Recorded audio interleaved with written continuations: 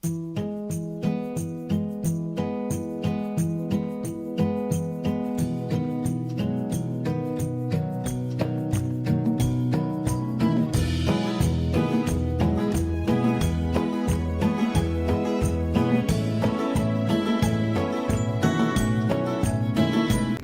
वालेकुम। मरियम्स गृहिणी में आप सबको मेरा सलाम। मरियम्स गृहिणी में आज हमने बनाया है पकोड़ा मिक्स, यानी पकोड़े का मिक्स बैटर। किस तरीके से आप तैयार करके पहले से रख सकते हैं। हमें इसके बारे में कुछ कहा भी गया था कि पकोड़े इस तरीके से बनाना बताइए कि हमारे वक्त की बचत हो। तो मैंने ये रेसिपी आपके लिए तैयार की है। इस रेसिपी को देखिएगा, कोई भी आप हिस्सा स्किप नहीं कीजिएगा, क्योंकि हर हिस्से में बहुत काम की बात होती है। तो पकोड़ा मिक्स जो है वो हम आपको बताते हैं पकोड़ों के साथ। यहाँ पे इसके साथ हमने आलू के पकोड़े और पालक के पकोड़े भी बनाए हैं। और आपको ये कैसी लगी रेसिपी आगे देखते रहिए, हमने किस तरह से बनाई, कैसे बनाई, देखते रहिए। तो आज मैं पकोड़ा रीमिक्स की ऐसी रेसिपी लेकर आई हूँ जिसकी नीड सबको है। मेरी छोटी बेटी फातिमा जाफरी जो ऑस्ट्रेलिया में रहती है, उसने मुझसे कहा हाल ही में कि अम्मी मैं जॉब पर होती हूँ, सुबह से शाम को घर आती हूँ, तो अब रमज़ान आ रहे हैं, फिर पकोड़े बनाना और पकोड़ों के साथ कुछ और मसले भी हैं जो कि उसने मुझे बताए। तो ये मुश्किल काम होता है। इसे मेरी बेटी का ही मसला नहीं है, बल्कि तमाम उन बच्चियों का मसला जो जॉब करती हैं, जो मुल्क से बाहर रहते हैं। तो वहाँ पे तो आपको पता है कि सारे काम जो है वो खुद करने होते हैं। तो वहाँ पे पकोड़ा जो है उसके लिए बेसन निकालना, चीज़ों को ढूंढना, चीज़ें तलाश करना एक एक शीशी में से। तो मैंने जो है उससे कहा कि तुम परेशान नहीं हो, और मैं तुम्हें ना सिर्फ तुम्हें बल्कि अपनी सारी उन बच्चियों को जो कि बाहर रहती हैं या पाकिस्तान में हैं या जो किचन से दिलचस्पी रखती हैं, तो उनके लिए एक तरीके से ये नई रेसिपी भी हो जाएगी। तो मैं आज लेके आई हूँ आपके लिए एक बड़ी ही मज़ेदार किस्म की रेसिपी, जिसे हम कहते हैं पकोड़ा रीमिक्स। यानी पकोड़े में तमाम चीज़ों को किस तरीके से आप मिलाएंगे, क्या करेंगे, रेशो क्या होगा तमाम चीज़ों का। तो यहाँ पे मैंने लिया है तकरीबन 3 पाव के करीब मैंने लिया है बेसन। बेसन को थोड़ा थोड़ा करके हम छान लेंगे। तकरीबन हमारा 3 पाव से भी ज़्यादा का बेसन है। अगर मैंने इसका जो हिसाब वेट किया है तो ये तकरीबन 1 किलो के करीब मेरे पास बेसन है। तो ये 1 किलो का मैं आपको पकोड़ा रीमिक्स करना बता रही हूँ कि ये आपके लिए कितना आसान रहेगा। तो इसको छान लेते हैं। 1 किलो के करीब यहाँ पे हमारा मैदा जिसको मैंने छान लिया है। अब इसके अंदर जो चीज़ें जाएंगी वो आप बहुत ही तवज्जो से और गौर से देखिएगा, और इन चीज़ों का हिसाब जो है मेजरमेंट बहुत ज़्यादा ज़रूरी है। तो इसमें हम शामिल कर देंगे 1 कप मैदा। मैदा अगर आपके पास नहीं है तो आप चावल का आटा शामिल कर दीजिए 1 कप। अगर चावल का आटा भी नहीं है तो आप इसमें कॉर्नफ्लोर 1 कप शामिल कर सकते हैं। अच्छा, ये शामिल करने की वजह ये है कि इससे आपके जो पकोड़े हैं वो ऑयली नहीं होंगे। तो जब आप इसको पकोड़ों को तलने के बाद जब आप इसको डालते हैं किसी टिश्यू पेपर पे या किचन टॉवल पे, तो ऑयल जो है वो सिक कर लिया जाता है। टिश्यू पेपर जो है ऑयल को तो सिक कर लेते हैं, लेकिन खाने में जो है वो ऑयल बहुत ज़्यादा आता है। तो इसके साथ हम डालेंगे इसमें नमक 1 टीस्पून के करीब। यहाँ पे जाएगी पिसी लाल मिर्च 1 टीस्पून।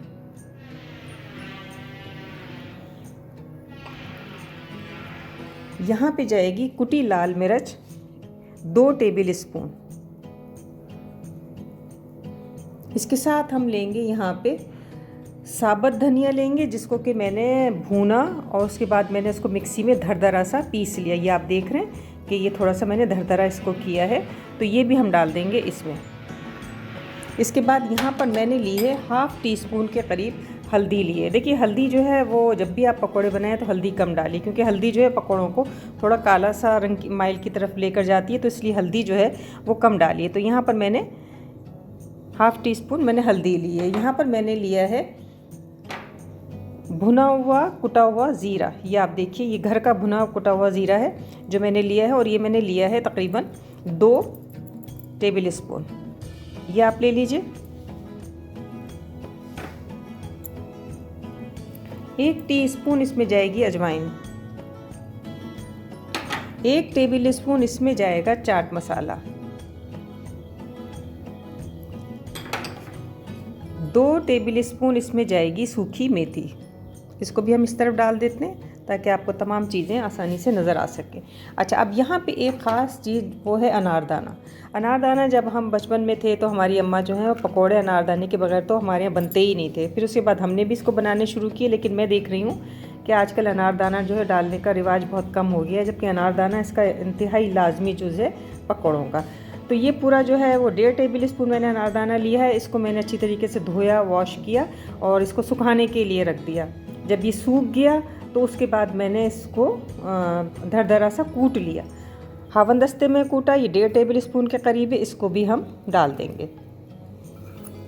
ये सारा मसाला जो है इसको हम मिक्स कर लेते हैं बहुत अच्छी तरह से।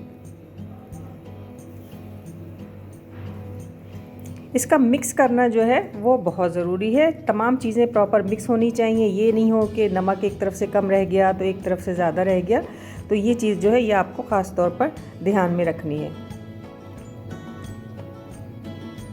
तो आप इसको हाथों से भी मिक्स कर सकते हैं, इस तरह से उठाओ के थोड़ा सा आप इसको पीछे। तो देखिए ये आपको चीज़ें भी नज़र आएंगी, सूखी मेथी भी नज़र आएगी। अच्छा, सूखी मेथी का तो ये है कि ये ऑप्शन भी है, अगर आप जो है वो इसको डालना चाहें तो आप डालिए और नहीं डालना चाहें तो ना डालें। तो देखिए ये हाथ से जो है वो ज़्यादा अच्छा मिक्स हो रहा है और तमाम चीज़ें जो नीचे मसाले में जा रही हैं वो अब ऊपर आ रही हैं। तो आप देख रहे होंगे कि इसमें तमाम मसाले जो हैं वो नज़र आ रहे हैं और इस तरीके से हम इसको मिक्स करते हैं। ये जैसे कि आप देख रहे हैं इसमें कुटा भुना ज़ीरा, ये सारी चीज़ें इसमें नज़र आ रही हैं।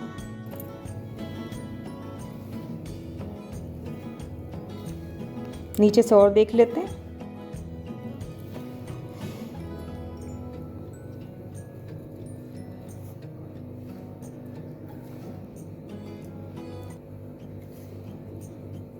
अच्छी तरीके से हमने इसको मिक्स कर लिया है और आपके सामने ही हमने इसको मिक्स किया है। तो आज के जदीद दौर में, जबकि इतनी भाग दौड़ में किसी को इतनी फुर्सत नहीं है कि घंटों के काम जो हैं वो चंद लम्हों में किए जाएं, तो इसके लिए ये हमारे चैनल आपके लिए बेइंतहा मुफीद और कारआमद होते हैं, जहाँ पे आप चीज़ों को देख सकें और आपको बताया जा सके कि आप वक्त की बचत किस तरह से कर सकते हैं। तो ये मैंने जो है वो आपके वक्त की बचत के लिए एक रेसिपी मैं आपको दे रही हूँ। तो ये हमने जो है इसको अच्छी तरीके से मिक्स कर लिया है। अब यहाँ पे सारी चीज़ें मिक्स करने के बाद आपको पता किस तरीके से चलेगा कि इसके अंदर नमक जो है वो बिल्कुल ठीक है। सबसे ज़्यादा जो ज़रूरत है वो नमक की होती है। मिर्चें तो आप अपने स्पाइसी के हिसाब से आप रख सकते हैं, जितना तीखा आपको खाना है। तो इसके लिए यहाँ पर मैंने एक छोटे से बाउल में थोड़ा सा पानी लिया है और उसके अंदर मैं 1 टेबल स्पून ये डाल देती हूँ बेसन। इसका घोल बना लेते हैं। घोल बनाने के बाद फिर हम इसको चख लेंगे क्या आया ये ठीक है नहीं। देखिए इसकी तो कितनी अच्छी, आप देखिए जब आप इसको घोलेंगे तो एक एक चीज़ जो है क्रंची सी आपके सामने आपको दिखाई दे रही है। तो यहाँ पर हम इसको देखते हैं और थोड़ा सा हम इसको चख लेंगे।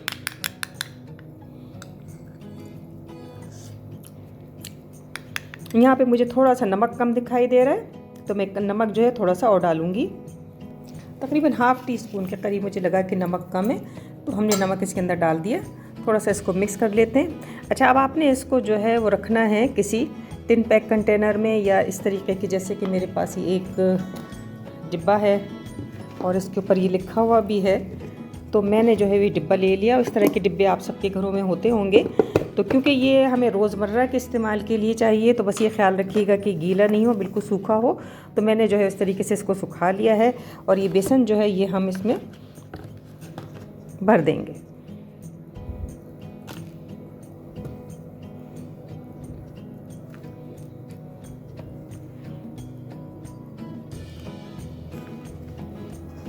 मैं आपको और दिखा दूं सामने से कि शायद आपको नज़र ना आ रहा हो। तो हम इसको एक बहुत ही आसान सा, यकीनन आपको लग रहा होगा जैसे कि बस ज़िंदगी आसान हो गई, और यकीनन इससे ज़िंदगी आसान भी होती है कि आपके वक्त की बचत है और इतनी देर में आप कुछ और काम कर दें। अब आज के दौर में जैसे कि आपने ज़ीरा मिर्च डिब्बों में रखा हुआ है, तो इस मौके पर बस आप ढूंढते रहें कि जी चीज़ें कहाँ रखी हैं। तो बेहतर है कि आप इस तरीके से बना के रख लीजिए। इसको हम इस डिब्बे में भर देते हैं।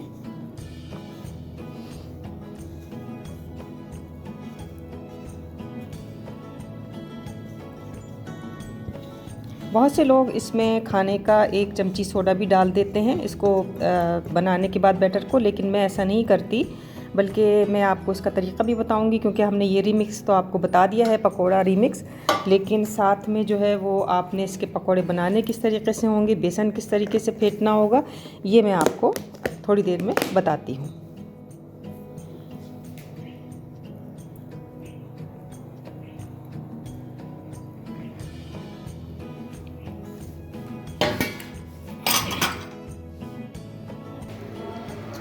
अब यहाँ पे हम 1 कप बेसन लेते हैं, थोड़ा सा और ले लेते हैं, 1 हाफ कप, 1.5 कप के करीब हम ये बेसन ले लेते हैं। थोड़ा सा पानी लेंगे और इसका बैटर बनाएंगे। पानी जो है वो हमें बहुत देखभाल के लेना, हमें बहुत ज़्यादा, चूँकि पतला बैटर नहीं बनाना, तो इसलिए हम थोड़ा थोड़ा पानी डालते जाएंगे और देखते जाएंगे। देखिए ये अभी बहुत गाढ़ा है, तो हम थोड़ा सा पानी इसके अंदर और डालेंगे। हमें इस बेसन को फेंटना बहुत है, यानी अगर ये येलो कलर का बेसन है तो आप इसको इतना फेंटिए कि हल्का सा ये ऑफ वाइट उसके ऊपर जाने लगे। तो अभी ये थोड़ा सा और गाढ़ा है, लेकिन अभी मैं इसके पानी नहीं डालूंगी, पहले मैं इसको फेंटूंगी। गाढ़े में ही ये बहुत अच्छा सा फिट जाएगा। आपके पास अगर इस किस्म की विस्क नहीं है तो फिर आप जो है ना, हैंड बीटर अगर आपके पास है तो इससे आप फेंट लीजिए। तो यहाँ पे हम जो है डालेंगे तकरीबन 1 से 2 चिटकी हम इसके अंदर डाल देंगे खाने का सोडा। बस इससे ज़्यादा आप नहीं डालिएगा, क्योंकि उमूमन जब यही होता है कि बहुत से लोगों को ये शिकायत होती है कि हम पकोड़े बनाते हैं तो हमारे पकोड़ों के बीच में गुठली जो है वो रह जाती है। तो गुठली इसी वजह से शायद रहती होगी कि आप में से शायद कुछ लोग जो हैं वो सोडा ज़्यादा डाल देते होंगे। तो ज़्यादा सोडा डालने की ज़रूरत नहीं है, थोड़ा सा सोडा बहुत काम कर जाता है और आप फूलने में और नरम करने में पकोड़े को बहुत मदद देता है। तो इसको हम अच्छी तरीके से फेंटेंगे।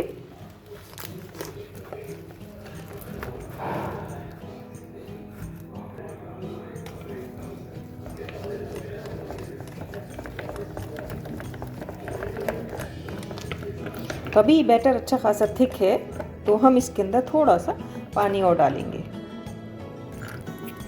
अब देखिए यहाँ पे मैंने अच्छी तरीके से इसको फेंट लिया है और एक मुनासिब, ये देखिए ना ये गाढ़ा है और ना ये ज़्यादा पतला है, बस इतना ही इसकी जो है थिकनेस होनी चाहिए। तो यहाँ पे अब हमने लिए हैं पालक के कुछ पत्ते, इनको हमने धोया और धोने के बाद इनको हमने बिल्कुल खुश्क कर लिया पानी से। पानी इसके ऊपर बिल्कुल भी नहीं होना चाहिए, क्योंकि अगर इसके ऊपर पानी रहा तो होगा ये कि अगर कहीं से पानी नज़र आ रहा है तो इसको आप टिश्यू पेपर से खुश्क कीजिए।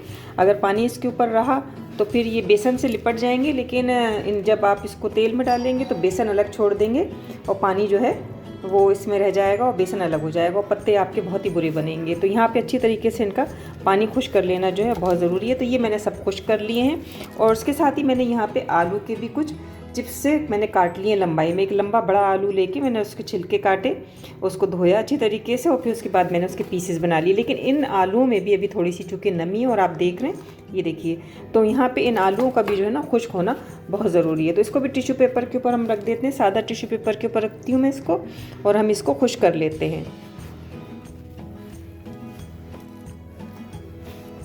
सॉरी, अब यहाँ पे देखिए आलू भी हमने बिल्कुल खुश्क कर लिए हैं और हमारा जो पालक का बैटर है उसको बिल्कुल तैयार है। हम सबसे पहले इसके अंदर एक पालक डालते हैं,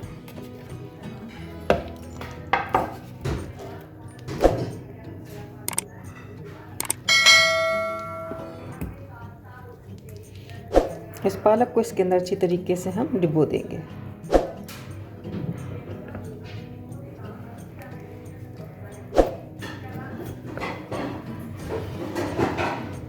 और यहाँ पे हमने अपनी कढ़ाई भी गरम की हुई है, तो अब इसको हम डालते हैं अपनी कढ़ाई में।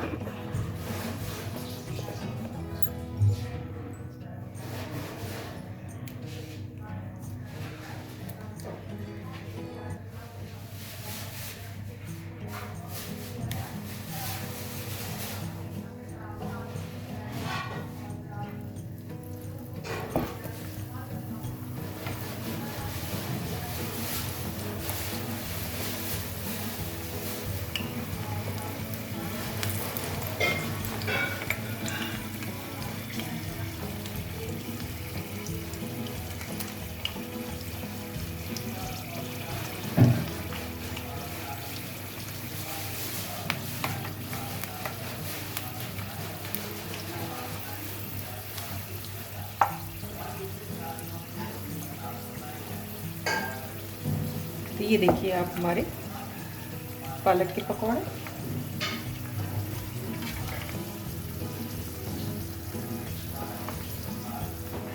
बहुत ही शानदार हमारे पालक के पकोड़े तैयार हुए। और आप ये देखिए, अगर आप इसको देख सकें तो ये हमारा फूल भी गया है।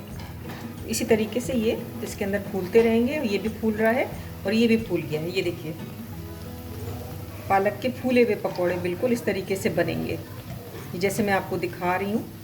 ये देखिए, ये बहुत शानदार पकोड़े हमारे ये पालक के बन रहे हैं। और आप इसमें देखिए सारा मसाला भी लगा हुआ है, जो मसाला हमने मिक्स में बनाया। तो इसको हम पकाते हैं, बनाते हैं, उतारते हैं और फिर इसके बाद हम बनाएंगे आलू के पकोड़े। ये हमारे आलू के पालक के पकोड़े बिल्कुल तैयार हैं। इनको मैं उतारती हूँ। ये आप देखिए कितने फूले हुए ये बने हैं। जब थोड़े से ये ठंडे होते हैं तो फिर मैं इनको दिखाती हूँ आपको।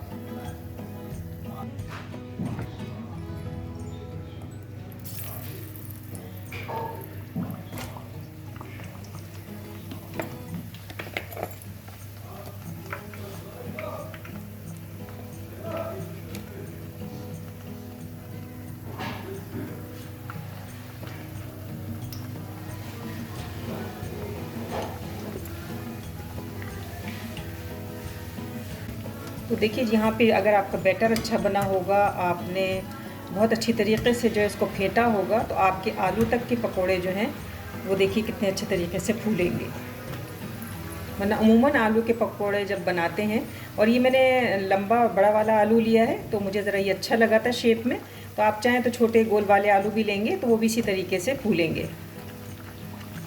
तो इस तरह से हमने इसको फ्राई करना है, और फ्राई करने के बाद मैं इसको निकाल लेती हूँ और फिर आप देखिएगा। तो पकोड़े मिक्स के साथ पकोड़े बनाइए, आलू के पकोड़े बनाइए, ये मिक्स पकोड़े बनाइए, बेहद लजीज और शानदार किस्म के ये बनते हैं। अभी गर्म हो रहे हैं। तो यहाँ पे ये देखिए, आप इसको कुरकुरापन इसका देखिए, आवाज़ आपने सुनी। तो ये भी गर्म हो रहे हैं, लेकिन मेरा दिल चाह रहा है कि मैं इनको खा लूँ। ये देखिए, इसमें से भाप भी निकल रही है। अभी किस कदर लजीज और मज़े के ये पकोड़े बने हैं। और इसके अंदर जो हमने मसाला डाला था बेसन के अंदर, वो भी आपको दिखाई देगा। तो ये हमारे पकोड़े, आलू के पकोड़े,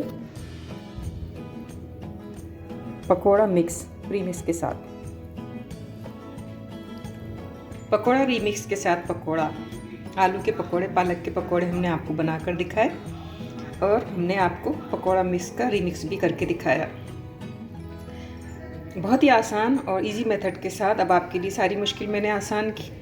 और मेरी रेसिपी को आप कैसी लगी आपको मेरी रेसिपी? मेरे चैनल को लाइक कीजिएगा, सब्सक्राइब कीजिएगा, बेल आइकॉन के बटन को दबाना मत भूलिएगा, ताकि आपको मेरी आने वाली रेसिपी का नोटिफिकेशन बर वक्त मिल सके। मरियम्स ग्रैनी के किचन में आने के लिए आप सबका बहुत शुक्रिया।